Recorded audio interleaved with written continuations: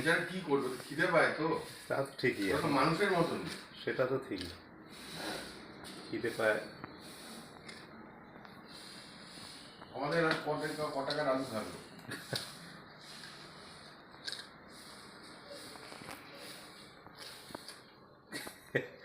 এ সত্যি অদ্ভুত দৃশ্য, কি সুন্দর জানলায় এসে বসে আছে তোমার বেডরুমের।